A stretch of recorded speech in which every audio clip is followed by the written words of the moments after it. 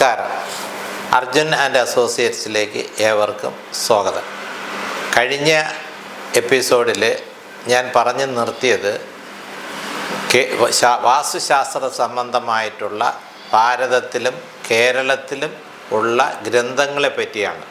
അത് ഏതൊക്കെ ഗ്രന്ഥങ്ങളാണ് അടിസ്ഥാനമായിട്ട് ഉള്ളതെന്നും അതോടൊപ്പം നമുക്ക് മാർക്കറ്റിൽ അവൈലബിളായിട്ടുള്ള മറ്റ് ഗ്രന്ഥങ്ങളെ പറ്റിയും ഞാൻ വിശദമായിട്ട് പരിചയപ്പെടുത്തുകയുണ്ടായി. അതിൻ്റെ പ്രധാന ഉദ്ദേശം ഞാൻ അന്ന് സൂചിപ്പിച്ചുവല്ലോ, ഒന്നുകൂടെ പറയുകയാണ്.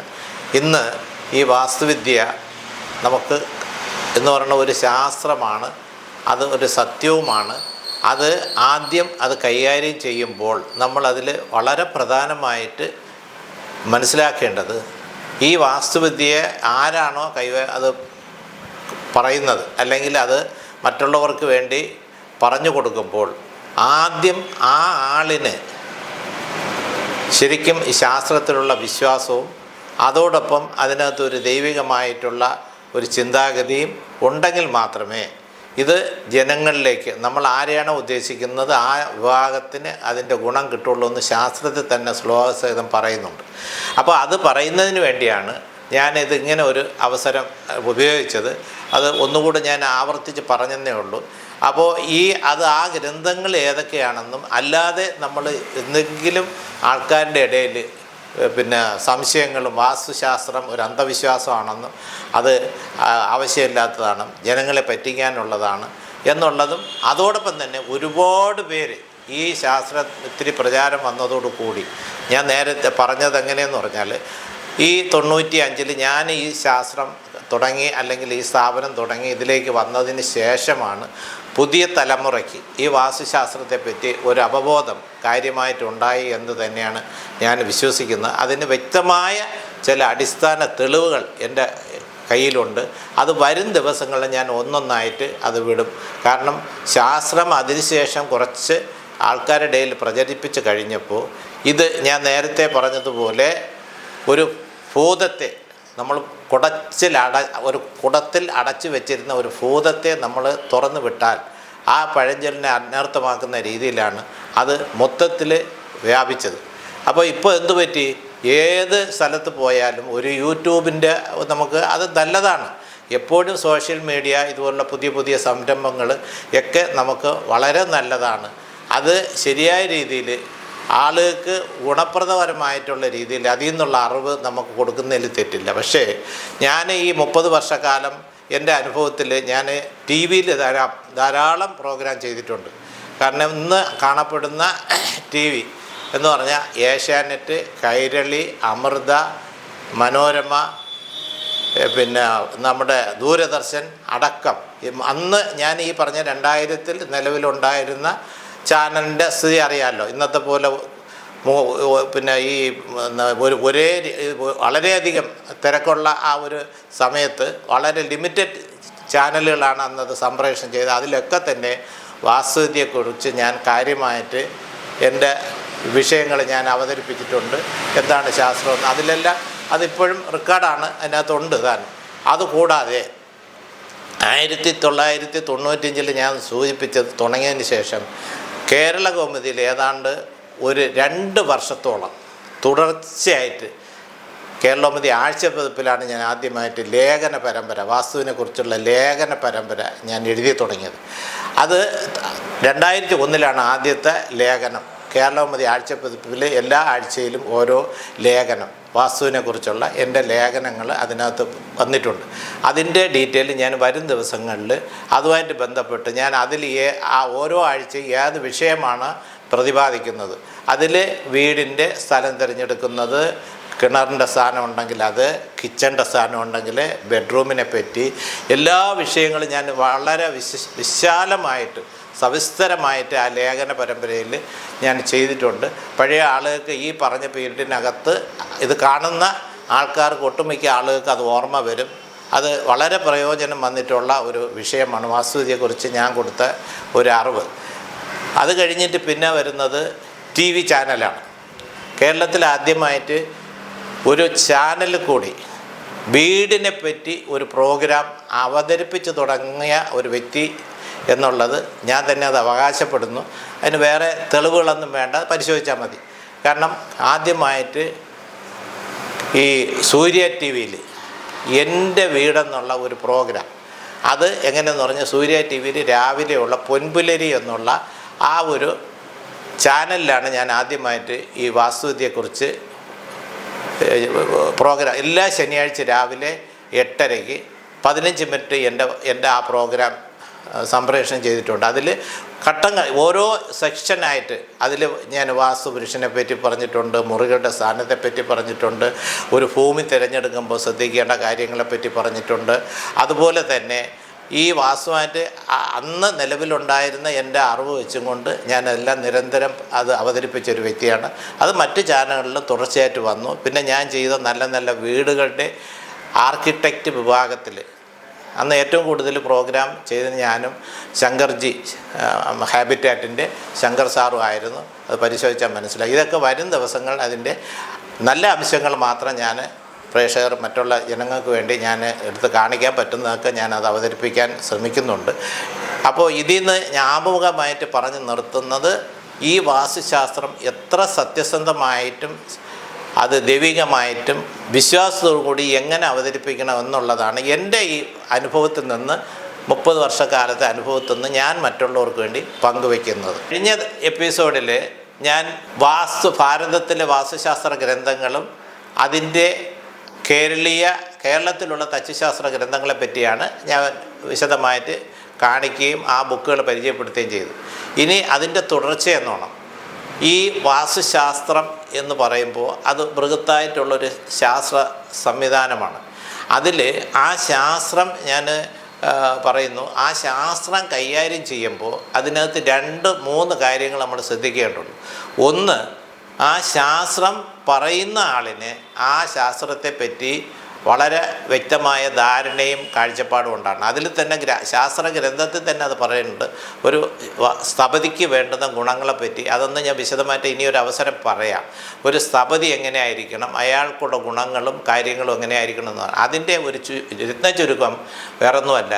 ആദ്യം ആ ശാസ്ത്രത്തെപ്പറ്റി നമ്മൾ ആരെയാണോ ഉപദേശിക്കുന്നത്, ആരെയാണോ ആ ശാസ്ത്രത്തെപ്പറ്റി പറഞ്ഞ് ധരിപ്പിക്കുന്നത്, ആ പറയുന്ന ആളിന് ആ ശാസ്ത്രത്തെപ്പറ്റി വ്യക്തമായ ഒരു ധാരണ ഉണ്ടാവണം, അറിവുണ്ടാവണം. അത് തന്നെയാണ് ഞാൻ ഉദ്ദേശിക്കുന്നത്. എൻ്റെ 10-30 വർഷത്തെ അനുഭവം കൂടി ഞാൻ ഇത് പ്രേക്ഷകരിൽ എത്തിക്കുകയാണ് ഞാൻ ചെയ്യുന്നത്. അപ്പോൾ അതിൽ പ്രധാനമായിട്ട് ഞാൻ ഈ സെഗ്മെൻറ്റ് 4ആയിട്ട് തിരിച്ചിട്ടുണ്ടെന്ന് ഞാൻ നേരത്തെ പറഞ്ഞിരുന്നു. അതിൽ പ്രധാനമായിട്ട് വാസ്തുവിദ്യയെക്കുറിച്ചും വാസ്തുശാസ്ത്രത്തെക്കുറിച്ചും മാത്രം പറയുന്ന ഒരു സെഗ്മെൻറ്റാണ് ഇപ്പോൾ ഞാൻ അവതരിപ്പിക്കുന്നത്. ഇതിൽ വളരെ കൃത്യമായിട്ട് ഞാൻ പറയാം, ഇത് 2 പാർട്ടായിട്ടാണ് നിങ്ങളിത് വീക്ഷിക്കേണ്ടത്, കാണേണ്ടത്. ഒന്ന്, ഞാൻ പറയുന്ന പൗരാണിക വാസ്തുശാസ്ത്രവും വാസ്തുശാസ്ത്ര ഗ്രന്ഥങ്ങളിലും എന്ത് പറഞ്ഞിരിക്കുന്നു എന്നുള്ളതും.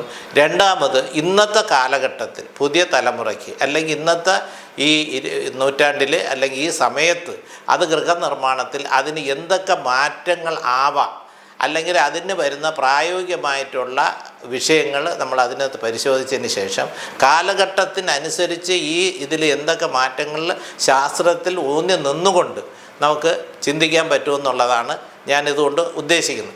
അത് ഞാൻ വളരെ ഭംഗിയായിട്ട് 10-30 വർഷക്കാലം ഞാൻ ചെയ്ത 100 കണക്കിന് വീടുകളും 1000 പ്ലാനുകളുടെ അനുഭവത്തിൻ്റെ വെളിച്ചത്തിലാണ് ഞാനിത് വിവരിക്കാൻ ഉദ്ദേശിക്കുന്നത്. അപ്പോൾ ഒരു ഉദാഹരണത്തിന് വാസ്തുവിദ്യയെപ്പറ്റി നമ്മൾ വെറുതെ ശാസ്ത്രങ്ങളെ അങ്ങോട്ട് കുറേ ശ്ലോകം പറഞ്ഞ് അതിൽ കുറേ കാര്യങ്ങളൊക്കെ പറഞ്ഞിട്ട് അത് ഇങ്ങനെ ജനങ്ങളിൽ അടിച്ചേൽപ്പിക്കുന്നതിന് പകരം അങ്ങനെ ഒരു ശാസ്ത്രം ചെയ്യുമ്പോൾ അതിൽ എന്ത് ഫലം മറ്റുള്ളവർക്ക് സിദ്ധിച്ചു എന്ന് നമുക്ക് ബോധ്യപ്പെടുത്തേണ്ട ഉത്തരവാദിത്വമുണ്ട്. എക്സാമ്പിൾ, ഇപ്പോൾ ഒരു നല്ല ജ്യോതിഷം അറിയാമെന്നുള്ള ഒരാൾ ഒരു ആളിൻ്റെ ഗൃഹനില എടുത്തതിന് ശേഷം ആ ഗൃഹനിലയെപ്പറ്റി നന്നായിട്ട് പഠിച്ചിട്ട് അതിനെ പ്രശ്നങ്ങൾ വെച്ച് വളരെ വിശകലനം ചെയ്തിട്ട് അനുഭവങ്ങൾ അദ്ദേഹത്തിന് പങ്കുവയ്ക്കുമ്പോഴാണ് ആ ജ്യോത്സ്യൻ പ്രഗത്ഭനാണോ അല്ലയോ എന്ന് നമുക്ക് മനസ്സിലാക്കാൻ പറ്റുന്നത്. അദ്ദേഹം കാണിച്ചു തരുന്ന അല്ലെങ്കിൽ പറയുന്ന വിഷയങ്ങൾ ഇല്ലെങ്കിൽ ആ വസ്തുതകൾ ആ ആളിൻ്റെ ജനന സമയം മുതൽ ആ ഏത് അവസ്ഥയിലാണോ അദ്ദേഹത്തിന് ചെന്ന് കാണുന്നത് ആ സമയത്തുള്ള അനുഭവങ്ങളും ഭാവിയിലുള്ളതും വ്യക്തമായിട്ട് പറയുകയും ആ അനുഭവങ്ങൾ ഇവർക്ക് വന്നു ചേരുന്നുണ്ടോ അല്ലെങ്കിൽ അങ്ങനെയുള്ള പറയുന്നത് ശരിയാണോ എന്ന് ബോധ്യപ്പെടുമ്പോഴാണ് നമ്മൾ ആ ജ്യോതിഷത്തെയും ആ ജ്യോത്സ്യനെയും ഇഷ്ടപ്പെടുന്നത്. ഇപ്പോൾ നമുക്കറിയാമല്ലോ, പലയിടത്തും പലരും ഒരേ ദിവസം തന്നെ നമ്മൾ 5 ജ്യോത്സ്യൻ്റെ അടുത്ത് പോയാൽ ഒരേ ജനന സമയമുള്ള ഒരു ഇത് കൊടുക്കുകയാണ്, 5 പേരും വ്യത്യസ്തമായിട്ടുള്ള അഭിപ്രായങ്ങൾ പറയും. എന്താ ഇതിനുള്ള അടിസ്ഥാനം? ഒന്ന് കമ്പ്യൂട്ടർ ജാതകം, രണ്ടാമത് ഇത് കാണാപ്പാഠം പഠിച്ചത്, മൂന്നാമത് ഇതിൻ്റെ പ്രായോഗികമായിട്ട് അവർ പറയുന്നത് ശരിയാണോ തെറ്റാണെന്ന് അവർ വിലയിരുത്താൻ പോകില്ല. അപ്പോൾ അത് തെറ്റ് വരും. അപ്പോൾ ഇത് ഞാൻ എൻ്റെ അനുഭവത്തിൽ നിന്ന് ഞാൻ മനസ്സിലാക്കിയാണ്, ഇത് തന്നെയാണ് വാസ്തുശാസ്ത്രത്തിലും പൂർണ്ണമായിട്ടും നമ്മൾ മനസ്സിലാക്കേണ്ട ഒരു വിഷയം. കാരണം ഈ 30 വർഷക്കാലം ഞാൻ എന്ത് ചെയ്തെന്ന് പറഞ്ഞാൽ, ഞാൻ വരച്ച ഒരു പ്ലാന് അത് ശാസ്ത്രവിധി പ്രകാരം അത് എന്തൊക്കെ കാര്യങ്ങൾ ഉൾപ്പെടുത്തി ഒരാളിൻ്റെ ഒരു ഭവനം, ഒരു വീട് പണിത് കൊടുക്കുമ്പോൾ അത് പ്ലാൻ വരയ്ക്കുമ്പോൾ എന്തൊക്കെ കാര്യങ്ങൾ അതിനകത്ത് ശ്രദ്ധിക്കാൻ പറ്റും, അതിൽ എന്തൊക്കെ നമുക്ക് വാസ്തുശാസ്ത്രത്തിൻ്റെ അംശങ്ങൾ ഉൾപ്പെടുത്തി ചെയ്തു കൊടുക്കാൻ പറ്റും. അങ്ങനെ ചെയ്തു കൊടുത്ത ആ പ്ലാന് പ്രകാരം അവരൊരു വീട് പണിയുകയോ അതിൽ താമസിക്കുകയോ ചെയ്താൽ അവർക്ക് കിട്ടുന്ന അനുഭവങ്ങൾ കൂടെ നമ്മളിത് വിലയിരുത്തേണ്ടതുണ്ട്. ഞാൻ ഈ 30 വർഷം കൊണ്ട് ഞാൻ തന്നെ വരച്ച പ്ലാനും ഞാൻ ചെയ്തു കൊടുത്ത വീടുകളുടെയും അനുഭവങ്ങൾ ഞാൻ വരുന്ന ദിവസങ്ങളിൽ തീർച്ചയായിട്ടും ഞാനത് പങ്കുവയ്ക്കും. എനിക്കറിയാം, ഞാൻ ആദ്യം ചെയ്ത വീട് മുതൽ 30 വർഷത്തിന് മുമ്പ് ചെയ്ത വീട് മുതൽ ഇതുവരെയുള്ള വീട്ടിൽ താമസിക്കുന്നവരുടെ അനുഭവങ്ങൾ നമ്മൾ നേരിട്ട് പറയുമ്പോഴാണ് ഈ ശാസ്ത്രം ശരിയാണോ തെറ്റാണോ എന്ന് നമ്മളെ മനസ്സിൽ ഉറപ്പിക്കാൻ. അത് മറ്റുള്ളവരെ അടിച്ചേൽപ്പിക്കാനോ അല്ലെങ്കിൽ അവരോട് തർക്കിക്കേണ്ട ആവശ്യമില്ല. കാരണം ഏത് കാര്യത്തിനും രണ്ടഭിപ്രായമുള്ള ഒരു സമൂഹമാണ് നമ്മളത്. അവരെന്ന് നമ്മൾ തിരുത്താൻ പോകണ്ട. നമ്മൾ ചെയ്യേണ്ടത് നമ്മൾ ചെയ്യുന്നതിൽ എത്ര ശരിയുണ്ട്, അതിൽ എത്ര തെറ്റുണ്ട്, ഈ ശാസ്ത്രത്തിൽ പറഞ്ഞിരിക്കുന്ന ഏത് നമ്മൾ ഉൾക്കൊള്ളണം, ഏത് അവഗണിക്കണം എന്നുള്ളതാണ് നമ്മളതിന് മനസ്സിലാക്കി. ഇത് ഞാൻ ആമുഖമായിട്ട് പറഞ്ഞത്, ഞാൻ ഇനിയുള്ള ദിവസങ്ങളിൽ പറയുന്നത് ഈ കാഴ്ചപ്പാടോടുകൂടിയായിരിക്കും. ഒന്ന്, ശാസ്ത്രത്തെ വ്യക്തമായി പറയുക. രണ്ടാമത്, ഇന്നത് പ്രായോഗിക തലത്തിൽ അതെങ്ങനെ നമുക്ക് നടപ്പിലാക്കാൻ പറ്റും, അങ്ങനെ നടപ്പിലാക്കിയാൽ അതിൽ നിന്ന് എന്ത് റിസൾട്ട്, നമുക്ക് എന്ത് ഗുണമാണ് വരുന്നത് എന്നുള്ളതായിരിക്കും ഞാൻ അടുത്ത വരുന്ന ദിവസങ്ങളിൽ വാസ്തുവിദ്യയെക്കുറിച്ച് പറയുന്ന സെഗ്മെൻറ്റിൽ ഉൾപ്പെടുത്താൻ ശ്രമിക്കുന്നത്. അപ്പോൾ വാസ്തുശാസ്ത്രത്തെപ്പറ്റി നമ്മൾ പ്രതിപാദിക്കുന്ന ഈ കാര്യത്തിൽ ഞാൻ നേരത്തെ സൂചിപ്പിച്ചതുപോലെ നമുക്ക് ഒരു ശാസ്ത്രം പറഞ്ഞ് മറ്റുള്ളവർക്ക് പറയണമെങ്കിൽ അതിൻ്റെ ഒരു ചില അടിസ്ഥാന തത്വങ്ങൾ അല്ലെങ്കിൽ പ്രധാനപ്പെട്ട ചില പോയിൻ്റുകൾ നമ്മൾ ചിന്തിച്ചേ പറ്റും. അതിൽ ഇതൊരു ശാസ്ത്രമാണെന്ന് ഞാൻ പറഞ്ഞു. ഇതിന് 2 തലത്തിൽ ആളുകൾക്ക് അതിനകത്ത് ഉൾക്കൊള്ളാൻ പറ്റും. ഒന്ന്, ഇത് ഒരു അന്ധവിശ്വാസമാണ്, ഇതിൻ്റേത് ആവശ്യമില്ല, അങ്ങനെയുള്ളവർക്ക് അത് ആ രീതിയിലെടുക്കാം. പക്ഷേ എൻ്റെ ഒരു അഭിപ്രായം എന്തെന്ന് വെച്ചാൽ, ആദ്യം ശാസ്ത്രത്തിൽ എന്താണ് പറയുന്നതെന്ന് നമ്മൾ നോക്കുക. അത് നോക്കിയിട്ട് അതിനനുസരിച്ച് നമ്മൾ കാര്യങ്ങൾ പറയുന്നതായിരിക്കും ഉചിതം.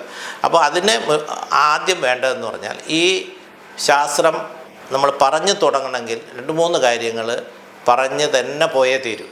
അതിൽ പ്രധാനപ്പെട്ടതാണ് വാസ്തുപുരുഷ സങ്കല്പം ഒന്ന്. രണ്ടാമത്, അതിൽ തന്നെ പ്രകൃതിയായിട്ട് ബന്ധപ്പെട്ട് പഞ്ചഭൂതങ്ങളുടെ കാര്യങ്ങൾ പറയുന്നുണ്ട്. ഇത് രണ്ടും. മൂന്നാമത്തെ വളരെ പ്രധാനപ്പെട്ട നമ്മൾ മനസ്സിലാക്കേണ്ട ഒരു കാര്യം എന്നുള്ളത് അളവുകൾ, കോലുകൾ, ഇതിനെപ്പറ്റിയുള്ള കാര്യങ്ങൾ.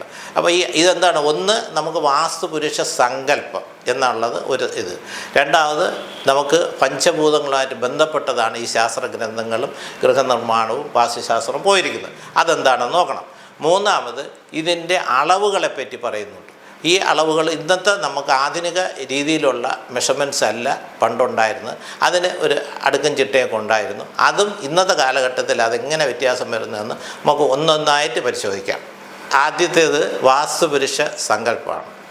അപ്പോൾ ഈ വാസ്തുപുരുഷ സങ്കല്പത്തെ പറ്റി നമ്മൾ ചിന്തിക്കുമ്പോൾ അല്ലെങ്കിൽ പറയുമ്പോൾ, ഇത് ഒരു ഭാരതത്തിൻ്റെ ഒരു വാസ്തുശാസ്ത്ര രീതി അനുസരിച്ചിട്ട് ഇത് നമ്മൾ മതങ്ങളുമായിട്ട് നമ്മൾ സംസ്കാരമായിട്ട് കെട്ടുപിണഞ്ഞ് കിടക്കുകയാണ്. അത് പറയാതിരിക്കാൻ പറ്റില്ല. ഒന്ന്, ഭാരതത്തിലെ വാസ്തുഗ്രന്ഥങ്ങൾ ഞാൻ നേരത്തെ വെച്ചു 1-ാം നൂറ്റാണ്ട് മുതൽ 4-ാം നൂറ്റാണ്ട് വരെ ബുദ്ധിസ്റ്റ് ശൈലി അല്ലെങ്കിൽ ആ സംസ്കാരമാണ് ഉണ്ടായിരുന്നത്.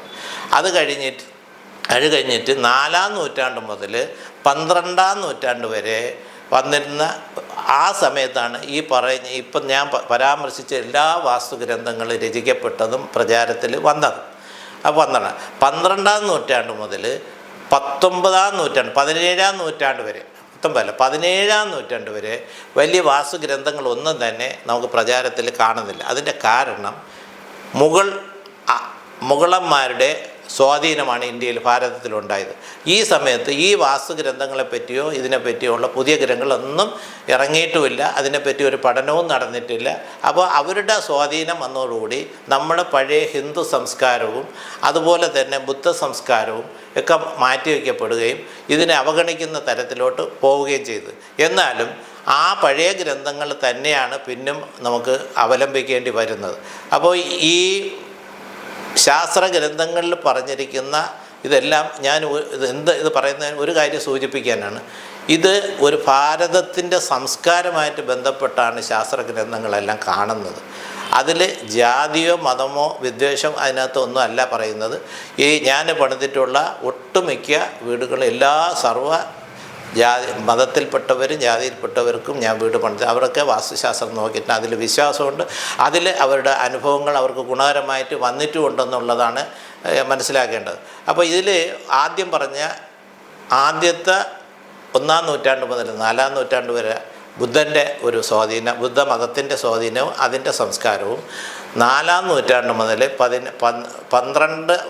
4-ാം നൂറ്റാണ്ട് മുതൽ പിന്നെ വരുന്ന 12-ാം നൂറ്റാണ്ട് വരെ ഹിന്ദു സംസ്കാരത്തിൻ്റെ ഒരു സ്വാധീനവും വന്നിട്ടുള്ള ശാസ്ത്ര ഗ്രന്ഥങ്ങളാണ്.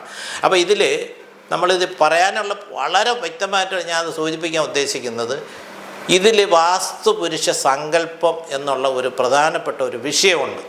ഇത് തന്നെ നമ്മൾ വളരെ ഡീപ്പായിട്ട് നമ്മൾ വിലയിരുത്തണം. കാരണം ഇത് ഒരുപാട് നമ്മൾ യൂട്യൂബിലും മറ്റതിലും ഇന്ന് വാസ്തുവായിട്ട് ഗ്രന്ഥങ്ങളും ചാനലിലും ഒക്കെ വന്ന് ഇങ്ങനെ ഈ വാസ്തുപുരുഷനെ പറ്റി അങ്ങ് വർണ്ണിക്കുന്നത് കേട്ടാൽ നമുക്ക് തന്നെ തോന്നി എന്താണ് ഇതിനകത്തൊരു കാര്യമുള്ളത്, ഇങ്ങനെ ഒരു സങ്കല്പമുണ്ടോ ഇങ്ങനെ.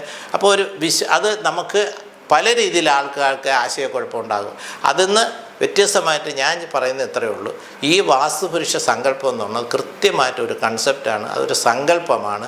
അത് ഈ ശാസ്ത്രത്തിൻ്റെ ഗ്രന്ഥങ്ങൾ എഴുതിയ സമയം മുതൽ ഇന്നും ഏതൊരാൾ പറയുമ്പോഴും ഇതുമായിട്ട് ശാസ്ത്രമായിട്ട് ബന്ധപ്പെട്ട് ഒന്നും അറിഞ്ഞുകൂടാത്ത ഒരാൾ പോലും ഈ ദൈവത്തിൻ്റെ സ്ഥാനങ്ങളും ഇതിനകത്ത് ദേവന്മാരുടെ സ്ഥാനങ്ങളും ഈശാനമൂല്യെന്ന് കന്യമൂല്യെന്ന് നിര്യതിമാണ് ഈ പേരുകളൊക്കെ എങ്ങനെ വന്നു, അത് അതിൻ്റെ അടിസ്ഥാനം എന്താണ് നമ്മൾ ഒരു മിനിമം അറിഞ്ഞിരിക്കേണ്ട ഒരു വിഷയമാണ്. അതുകൊണ്ട് തന്നെയാണ് ഞാനിത് ഇത്രയും വിശദമായിട്ട് ഈ വിഷയം ഇവിടെ അവതരിപ്പിക്കുന്നത്. ഇത് കാണുന്നവർക്ക് അത് മനസ്സിലാവും എന്തുകൊണ്ടാണ് വാസ്തുശാസ്ത്രത്തിൽ വാസ്തുപുരുഷ സങ്കല്പം കടന്നുകൂടിയെന്ന്, അതിൻ്റെ അടിസ്ഥാനം എന്താണെന്നുള്ളത് നമുക്ക് പരിശോധിക്കാം. ആദ്യമായിട്ട് വാസ്തുപുരുഷനെ പറ്റി നമ്മൾ ചിന്തിക്കുമ്പോൾ ആദ്യം അറിഞ്ഞിരിക്കുന്നത് എന്താണ് വാസ്തുപുരുഷൻ, അല്ലെങ്കിൽ വാസ്തുപുരുഷൻ്റെ ഉറവിടം, അങ്ങനെ ഒരു കൺസെപ്റ്റ് വരാനുള്ള കാരണം എന്താണെന്നുള്ളത് നമ്മൾ ആദ്യം ലളിതമായിട്ട് ഞാൻ പറയാം. കാരണം ഇതിനെ വക്രീകരിച്ച് വലിയ രീതിയിൽ ഗവേഷണം നടത്തേണ്ട ഒരു വിഷയം ഇതിനകത്തില്ല. ഇത് ഒരു കൺസെപ്റ്റാണ്. അപ്പോൾ നമ്മൾ ഒരു വാസ്തുപുരുഷ മണ്ഡലം എന്ന് പറയുന്നത് അതാണ് അതിൻ്റെ വാക്ക്, വാസ്തുപുരുഷ മണ്ഡലം. അത് എങ്ങനെ ക്രിയേറ്റ് ചെയ്യും, നമ്മൾ അവൈലബിൾ ആയിട്ടുള്ള നമ്മൾ നിൽക്കുന്ന ഭൂമിയിൽ ഒരു വാസ്തുപുരുഷ മണ്ഡലം എങ്ങനെ ക്രിയേറ്റ് ചെയ്യും, എങ്ങനെ അത് നമുക്ക് രൂപപ്പെടുത്തിയെടുക്കാൻ പറ്റും എന്നുള്ളത് മനസ്സിലാക്കുമ്പോൾ ആദ്യം ഇതിനെപ്പറ്റി നമ്മൾ അറിഞ്ഞിരിക്കേണ്ട ഒരു വിഷയമുണ്ട്. ഉദാഹരണത്തിന് നമുക്ക് പറമ്പുണ്ട്, ഭൂമി വളരെ വലുതാണ്. അവ വളരെ വലുപ്പമുള്ള ഈ ഭൂമിയിൽ പണ്ട് കാലത്ത് ഗ്രന്ഥങ്ങൾ എഴുതിയ കാലം മുതൽ അതിൻ്റെ റിസർച്ചും കാര്യങ്ങളും സന്യാസിമാരും ഋഷിവര്യന്മാരും അതിനെപ്പറ്റിയൊക്കെ ചിന്തിച്ചിട്ടാണ് ഇതിങ്ങനെയൊക്കെയുള്ള തരംതിരിവുകൾ അതിൽ കൊടുത്തിരിക്കുന്നത്. അപ്പോൾ ഭൂമി ഒന്നായിട്ട് എടുത്ത് ഒരു മണ്ഡലമാക്കുക, അതോടൊപ്പം ആ പ്രദേശത്തെ ഒരു മണ്ഡലമാക്കി മാറ്റുക, അത് കഴിഞ്ഞിട്ട് ഓരോ പ്രദേശത്തെയും വീണ്ടും വിഭജിച്ച് ഓരോ ചെറിയ ചെറിയ പോർഷനാക്കുക. അവസാനം വന്ന് നിൽക്കുന്ന നമുക്കൊരു 5 സെൻറ്റ് ഉണ്ടെങ്കിൽ അതിൽ വാസ്തുപുരുഷ മണ്ഡലം അല്ലെങ്കിൽ വാസ്തുമണ്ഡലം എങ്ങനെ ക്രമീകരിക്കുക എന്നുള്ളതിലേക്ക് നമ്മൾ എത്തേണ്ടി വരും. അപ്പോൾ ഇതിൽ ഭൂമിയെ ഒന്നായിട്ട് നമ്മളിതിനെ കണ്ടിട്ട് വാസ്തുപുരുഷ മണ്ഡലം അല്ലെങ്കിൽ വാസ്തു മണ്ഡലമായിട്ട് കാണുകയും അതിനെ വീണ്ടും വീണ്ടും തട്ടുകളായിട്ട് ചെറുതാക്കി നമ്മളൊരു ഇതിലേക്ക് എത്തുമ്പോഴാണ് ഇതിനെപ്പറ്റി ഒരു ധാരണ വരുന്നത്. അപ്പോൾ എന്താണ് വാസ്തുപുരുഷ മണ്ഡലം? വാസ്തുപുരുഷ മണ്ഡലം എന്ന് പറയുമ്പോൾ അത് ശരിക്കും പറഞ്ഞാൽ ഭൂമിയെ ആവാസ വ്യവസ്ഥയായിട്ട് ബന്ധപ്പെട്ട് അതിനെ നമ്മൾ തരംതിരിക്കുന്നതിന് മുന്നോടിയായിട്ട് ഒരുമിച്ച് കിടക്കുന്ന ആ ഒരു പ്രോപ്പർട്ടിയെ നമ്മൾ മണ്ഡലമായിട്ട് കാണുന്നു ഒരുമിച്ച്. അതിനെയാണ് ഞാൻ പറഞ്ഞ തട്ടുകെട്ടുകളായിട്ട് വീണ്ടും അതിലേക്ക് കൊണ്ടുവരുന്നത്. വാസ്തുമണ്ഡലം എന്നുകൊണ്ട് നമ്മൾ അർത്ഥമാക്കേണ്ടത് അത് ഒരു സമചതുരമോ വൃത്തമോ ആയ ഒരു ഷേപ്പിൽ ഉൾപ്പെടുത്തിക്കൊണ്ട് അതിനെ ക്രമീകരിക്കുന്ന രീതിയാണ്. ഇതിൽ തന്നെ പല ഘടകങ്ങൾ ഒത്തിരി കാര്യങ്ങളുണ്ടെങ്കിലും ഞാൻ അതിലേക്ക് ഇപ്പോൾ കൂടുതലായിട്ട് പോകുന്നില്ല. എന്താണ് വാസ്തുപുരുഷ മണ്ഡലമെന്നും വാസ്തുപുരുഷ സങ്കല്പം എന്നാണെന്നും വിശദീകരിക്കാൻ വേണ്ടിയാണ് പറഞ്ഞത്. ഇതിൽ വേറെ ഒന്നുമില്ല. വളരെ സിമ്പിളായിട്ട് പറയുകയാണെങ്കിൽ ഇതൊരു കൺസെപ്റ്റാണ്, ഒരു സങ്കല്പമാണ്. ഞാൻ നേരത്തെ പറഞ്ഞ പോലെ നമുക്ക് കിട്ടിയിരിക്കുന്ന ആ സ്ഥലത്തിനെ ഒരു ഇതിലേക്ക് കൊണ്ടുവരിക. അപ്പോൾ ഒരു പാത്രത്തിൽ നമ്മൾ വളരെ വലിപ്പമുള്ള ഒരു പാത്രത്തിൽ കുറച്ച് വെള്ളം എടുത്ത് വെച്ചാൽ അതിനെ മൊത്തത്തിൽ ഒരു വാസ്തു മണ്ഡലമായിട്ട്, അല്ലെങ്കിൽ ആ ഒരു ഉദാഹരണം പറയുന്നതാണ്. അതുപോലെ നമ്മളൊരു പാത്രം ചെറുതാണെങ്കിൽ അതിൽ എത്ര അത് ചെറുത് അതിലുകൊണ്ട് വാസ്തു സ്ക്വയർ. ഇങ്ങനെ നമ്മൾ ചിന്തിക്കുകയാണെങ്കിൽ ഓരോ ഭൂമിയും നമ്മൾ ഘട്ടം ഘട്ടമായിട്ട് എടുത്ത് ചെറുതാക്കി വരുന്തോറും ഓരോന്നിനും ഒരു കേന്ദ്രബിന്ദു ഉണ്ടാവും, അതിൻ്റെ ഒരു ഇതും ഉണ്ടാകും. ഈ കേന്ദ്ര ബിന്ദുവിനെയാണ് നമ്മൾ നാഭി എന്നും, ചുറ്റും വലുപ്പം കൂടുന്തോറും അതിന് ബ്രഹ്മാണ്ഡം എന്ന് പറഞ്ഞ പേരുകളൊക്കെ ഇതിനകത്ത് കൊടുത്തിരിക്കുന്നത്. പക്ഷേ ഇപ്പം ഞാൻ ഡയറക്റ്റായിട്ട് പറയുന്നത് വാസ്തുപുരുഷ കൺസെപ്റ്റ് അല്ലെ വാസ്തുപുരുഷൻ എന്ന് പറയുമ്പോൾ നമ്മൾ അറിഞ്ഞിരിക്കണം, അങ്ങനെ ഒരു പുരുഷനും ഇല്ല, അങ്ങനെ ഒരു അസുരനും ഇല്ല. ഇതൊരു സങ്കല്പം മാത്രമാണ്. പക്ഷേ ഇത് പറയാതെ എനിക്ക് ഈ ശാസ്ത്രം മുന്നോട്ട് കൊണ്ടുപോകാൻ പറ്റില്ല, അത് പറയാൻ പറ്റില്ല. അതുകൊണ്ടാണ് ഞാൻ അതിനെപ്പറ്റി പറയാൻ ഉദ്ദേശിക്കുന്നത്. ഇത് ഒരു സാങ്കല്പികമായിട്ട് ഒരു ഐതിഹ്യമാണ്. നമുക്ക് പല ഐതിഹ്യങ്ങൾ നമ്മൾ കേട്ടിട്ടുണ്ട്. നമ്മളെ പുരാണ ഗ്രന്ഥങ്ങളിൽ രാമായണമായാലും മഹാഭാരതമായാലും മറ്റ് എല്ലാ പുരാണങ്ങളിലും എല്ലാ ഐതിഹ്യമാണല്ലോ. ഇപ്പം നമ്മൾ ആ ഐതിഹ്യത്തിൽ നിന്ന് കുറേ സത്യങ്ങളുണ്ട്, കുറേ മിഥ്യകളുണ്ട്. ഇപ്പോൾ ഈ ഇടയ്ക്ക് തന്നെ വളരെ പ്രചാരത്തിൽ വന്ന ഒരു ഇതായിരുന്നല്ലോ ഗണപതി ഒരു മിത്താണെന്നുള്ളത്. അപ്പോൾ ഗണപതി എന്നൊരു കൺസെപ്റ്റുണ്ട് ഭാരതത്തിൻ്റെ സംസ്കാരത്തെ. അത് എന്തിനാണ് അങ്ങനെ കാണിക്കുന്നതെന്ന് പറഞ്ഞു. ഇപ്പോൾ ഗണപതി ജീവിച്ചിരുന്നോ അല്ലെങ്കിൽ ഗണപതിയുടെ ഷേപ്പ് ഇങ്ങനെയാണോ എന്നൊന്നും വിശകലനം ചെയ്യാനോ അതിനെ തർക്കിക്കാനോ അല്ല ഞാൻ പറഞ്ഞത്. ഇതൊരു സങ്കല്പമാണ്. ദൈവികമായിട്ട് നമ്മൾ ഭാരതത്തിൻ്റെ സംസ്കാരം ഉൾക്കൊള്ളുന്ന ഏതൊരാൾക്കും ഇത് കണ്ടേ പറ്റൂ. അത് ഞാൻ ചോദിക്കട്ടെ, നമ്മളിത് ഹിന്ദുക്കളുടേതായ ഒരു സംസ്കാരമാണ്. ഈ ഗ്രന്ഥങ്ങളിൽ വാസ്തുപുരുഷ സങ്കല്പം ദേവന്മാരുടെ സ്ഥാനമൊക്കെ പറയുന്നു. എന്നാൽ എത്രയോ കോടി ജനങ്ങൾ ഈ വാസ്തുവിദ്യ അനുസരിച്ചിട്ട് അവരവരുടെ ഗൃഹങ്ങൾ, അവരുടെ വീടുകൾ താമസയോഗ്യമാക്കി ഇതിനെ അവലംബിക്കുന്നുണ്ട്. അവരാരും തന്നെ ഇതിനെ തള്ളിപ്പറയുന്നില്ല. ഇല്ലാത്തവരുണ്ടാവാം, അതിനകത്ത് ഞാൻ പറഞ്ഞല്ലോ, അതിനകത്ത് നല്ലതും ചീത്തയും പറയുന്ന, അതേപോലെ തന്നെ ഇതിന് വിശ്വാസം അന്ധവിശ്വാസം ഉള്ളവരുണ്ട്, യുക്തിവാദികളുണ്ട്. ഇതൊക്കെ വെറുതെയാണെന്ന് പറയും. അതൊക്കെ അവരുടേതായ ഇഷ്ടം. പറയുമ്പോൾ ഞാൻ ഈ 30 വർഷത്തെ എൻ്റെ അനുഭവം വെച്ചും കൊണ്ട് വാസ്തു കൈകാര്യം ചെയ്ത് അത് പഠിച്ച ഒരാളെന്നുള്ള രീതിയിൽ അതനുസരിച്ചിട്ട് ആളുകൾക്ക് വീട് പ്ലാൻ വരച്ചു കൊടുത്ത ഒരു വ്യക്തി എന്നുള്ള രീതിയിൽ അതിൽ വീടുകൾ പണിത് താമസിക്കുന്നവരുടെയൊക്കെ അനുഭവം കൊണ്ട് പശ്ചാത്തലത്തിൽ ഇതിനകത്ത് ഈ ശാസ്ത്രം കുറച്ച് നല്ലതാണ്, കുറേ ആവശ്യമില്ലാത്തത് ആണ് എന്നുള്ളതും ഇത് നമുക്ക് മനസ്സിലാക്കാൻ പറ്റും. അപ്പോൾ ഈ വാസ്തുപുരുഷ സങ്കല്പത്തെ പറ്റിയാണ് ഞാൻ ഇപ്പോൾ സൂചിപ്പിച്ചു വരുന്നത്. ഇത് ശരിക്കും ഒരു പുരാണ കഥയാണ്. ആ കഥയെ മാത്രം ഞാൻ ഇവിടെ പരാമർശിക്കാം. പണ്ട് ദേവാസുര യുദ്ധത്തിൽ ഒരു യാഗം നടന്നപ്പോൾ ആ യാഗത്തിൽ നിന്ന് ഒരു തുള്ളി വിയർപ്പ് ഭൂമിയിലോട്ട് ശിവൻ്റെ അതിൽ വീഴുകയും അത് ഒരു ഭീകര രൂപമായിട്ട് മാറുകയും അസുരനായിട്ട് മാറുകയും ആ അസുരൻ ഭൂമിയിലോട്ട് വന്ന് വീഴുന്ന മൊത്തത്തിൽ ജനങ്ങളെ ബുദ്ധിമുട്ടിക്കുന്ന തരത്തിൽ ചുറ്റിക്കറങ്ങി ഒരു ഭീകര രൂപിയായിട്ട് മാറുകയും അത് സഹികെട്ട് അന്നത്തെ ഈ ദേവന്മാരെല്ലാം കൂടി ശിവനോട് ചെന്ന് പറഞ്ഞ് അതിനൊരു പരിഹാരം ഉണ്ടാക്കി അദ്ദേഹം കൊടുത്ത നിർദ്ദേശപ്രകാരം ഇദ്ദേഹത്തിനെ അടക്കണമെങ്കിൽ, കാരണം നമ്മളെ പുരാണങ്ങൾ മാത്രം മനസ്സിലായി, ഞാൻ ഇത് പറയുന്നതെന്ന് ഇത് മാത്രമായിട്ട് എൻ്റെ അഭിപ്രായമായിട്ടല്ല. അപ്പോൾ ഇതിൽ ആ ശാസ്ത്രത്തിൽ പറഞ്ഞിരിക്കുന്നത് എങ്ങനെയാണ്, ആ ഭീകര രൂപിയായ അസുര അസുരനെ നമുക്ക് അടക്കി നിർത്താൻ മാത്രമേ മനുഷ്യർക്ക് അല്ലെങ്കിൽ ജീവജാലങ്ങൾക്ക് എല്ലാ പേർക്കും ഇതിനകത്ത് ഒരു ശാശ്വതമായിട്ടൊരു സമാധാനം കിട്ടുള്ളൂ എന്നുള്ളത് മനസ്സിലാക്കിയിട്ട് ദേവന്മാരുടെ അഭ്യർത്ഥന പ്രകാരം ശിവനെ കണ്ട് ശിവനാണ് ഇതിനകത്തൊരു ഉപായം പറഞ്ഞു കൊടുത്ത് ഇന്ന സമയം മുതൽ ഇന്ന സമയം വരെ നിങ്ങൾ എപ്പോഴാണോ വീട് പണിയുന്നത് അല്ലെങ്കിൽ ഗൃഹം പണിയുന്നത്, ഒരു നിർമ്മാണം നടത്തുന്നത്, ആ സമയത്ത് ഈ വാസ്തുപുരുഷനെ നിങ്ങൾ തൃപ്തിപ്പെടുത്തണം. അങ്ങനെ തൃപ്തിപ്പെടുത്തിയാൽ നിങ്ങൾക്ക് ദോഷം. അപ്പോൾ എങ്ങനെ തൃപ്തിപ്പെടണം? ഈ ദേവന്മാരുടെ എല്ലാം നിങ്ങൾ 53 ദേവന്മാരുണ്ട്. ഈ 53 ദേവന്മാരും ഇദ്ദേഹത്തിനെ 2 രീതിയിൽ പറയുന്നുണ്ട്. മലർന്നു വന്ന് കിടക്കുന്നതായിട്ടും പറയുന്നുണ്ട്, കമഴ്ന്ന് കിടക്കുക, രണ്ടും ആയിക്കോട്ടെ. രണ്ടും ഇത് സങ്കല്പമാണ്. അതിനകത്തൊന്നും സത്യമൊന്നും ഉണ്ടെന്ന് എനിക്ക് വിശ്വാസമില്ല. പക്ഷേ ഈ കൺസെപ്റ്റ് നമുക്ക് എടുക്കാതിരിക്കാൻ പറ്റില്ല ഇതിൽ പറയുന്ന ഒരു രീതിയിൽ. അപ്പോൾ ഇതിൻ്റെ 53 ദേവന്മാരും കൂടി ഈ വാസ്തു സ്ക്വയറിൽ, അല്ലെങ്കിൽ ഇപ്പം നമ്മൾ നമുക്ക് സങ്കല്പിക്കുക ഒരു 25 മീറ്റർ സ്ക്വയറായിട്ടുള്ള ഒരു ഭൂമിയിലാണ് നമ്മൾ വീട് വയ്ക്കുന്നത്. അതിൽ ഈ വാസ്തുപുരുഷൻ വന്ന് മലർന്ന് കിടക്കുകയോ കമഴ്ന്ന് കിടക്കുകയോ എന്നൊക്കെ ചെയ്തോട്ട്. ഇദ്ദേഹം കിടക്കുന്ന പൊസിഷൻ എന്ന് പറയുന്നത് വടക്ക് കിഴക്ക് തലയും തെക്ക് പടിഞ്ഞാറ് കാലുമായിട്ടാണ് കൺസെപ്റ്റ് പറയുന്നത്. അത് പറയാൻ വേണ്ടി അപ്പോൾ ആ കൺസെപ്റ്റിൽ ആ 53 ദേവന്മാർ ഇതിന് ഓരോ സ്ഥലത്ത്, അതിന് മൂർധന്യത്തിൽ ഈശാനൻ, ഈ കാലിൻ്റെ അറ്റത്ത് പെരുവരൻ്റെ സ്ഥലത്ത്, പിന്നെ നിര്യതി, ഇങ്ങനെ നടുക്ക് വയറിൻ്റെ ഭാഗത്ത് ബ്രഹ്മാവ്, ഇങ്ങനെ ഓരോ സ്ഥലത്ത് ഈ ദേവന്മാരെല്ലാം കൂടെ ഒറ്റ നിമിഷം കൊണ്ട് കയറിയിരുന്നെന്നും ഇത് ആ ഇരുന്ന സമയത്ത് ഈ അസുരൻ അടങ്ങി സ്വസ്ഥമായെന്നും ആ സമയത്ത്, അങ്ങനെയുള്ള സമയത്ത് മാത്രമേ നമുക്ക് ഗൃഹനിർമ്മാണം തുടങ്ങാവൂ, അല്ലെങ്കിൽ കൺസ്ട്രക്ഷൻ തുടങ്ങാവൂ.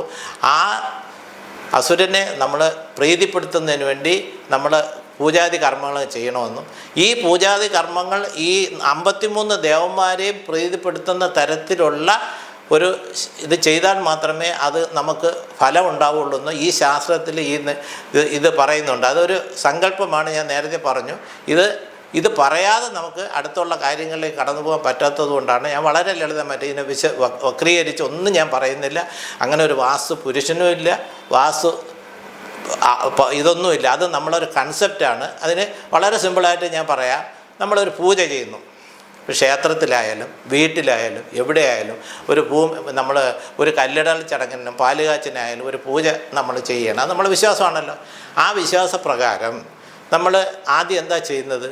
അതിൻ്റെ തന്ത്രി അല്ലെങ്കിൽ പൂജാരി, മേൽശാന്തി ആരായിരുന്നാലും ആ കർമ്മം ചെയ്യുന്ന ആൾ അവിടെ ഒരു കളം വരയ്ക്കും.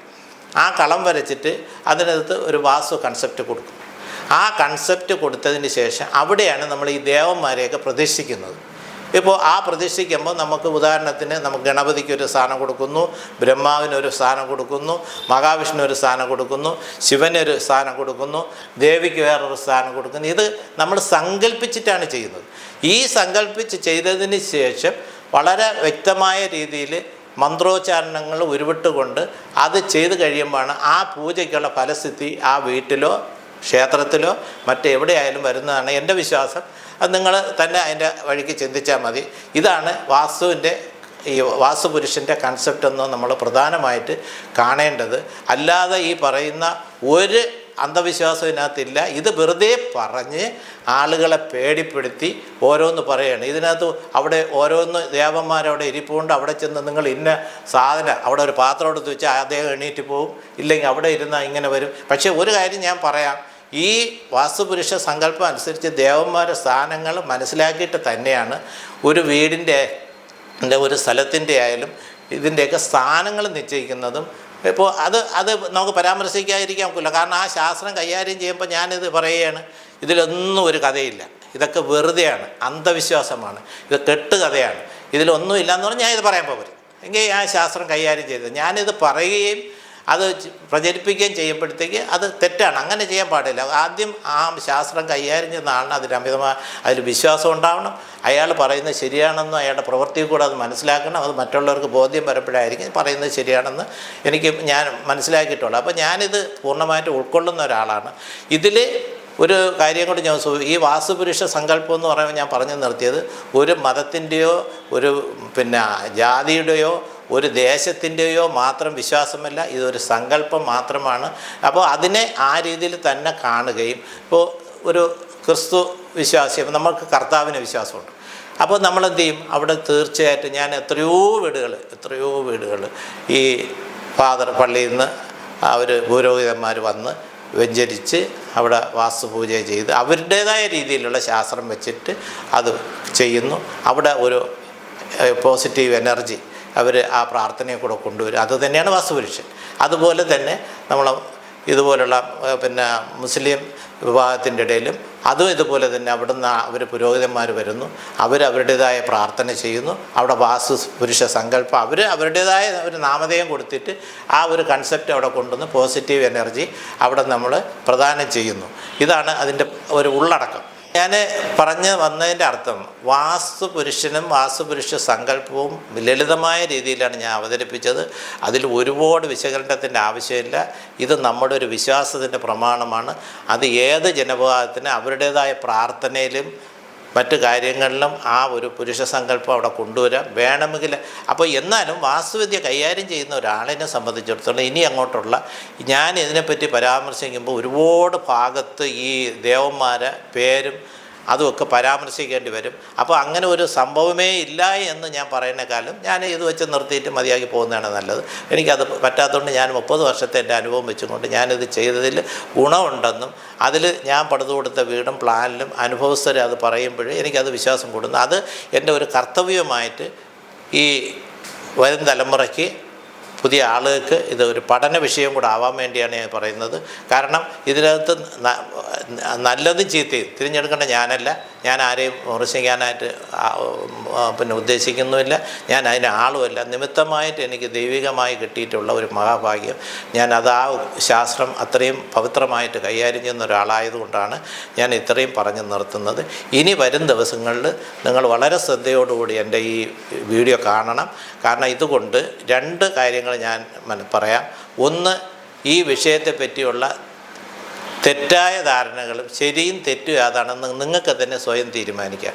രണ്ടാമത്, ഈ വിഷയം പഠിക്കാൻ ആഗ്രഹിക്കുന്ന വിദ്യാർത്ഥികൾ മുതൽ സ്കൂൾ കോളേജ് വിദ്യാർത്ഥി മുതൽ എത്ര പ്രായമുള്ളവർക്കും അവർക്ക് തന്നെ ഇതൊരു പഠന വിഷയമായിട്ട് എൻ്റെ ഈ സബ്ജക്റ്റ് പ്രയോജനപ്പെടും എന്ന് ഞാൻ വിചാരിക്കുന്നു. ഞാൻ എഴുതിയ ലേഖനങ്ങളായിരുന്നാലും പിന്നെ TV-യിൽ ചെയ്ത പ്രോഗ്രാമൊക്കെ പറ്റുന്നിടത്തോളം ഞാൻ ഈ യൂട്യൂബിൽ കൂടി ഞാനത് കാണിക്കാനായിട്ട് ശ്രമിക്കും. നമസ്കാരം, നിർത്തുന്നു.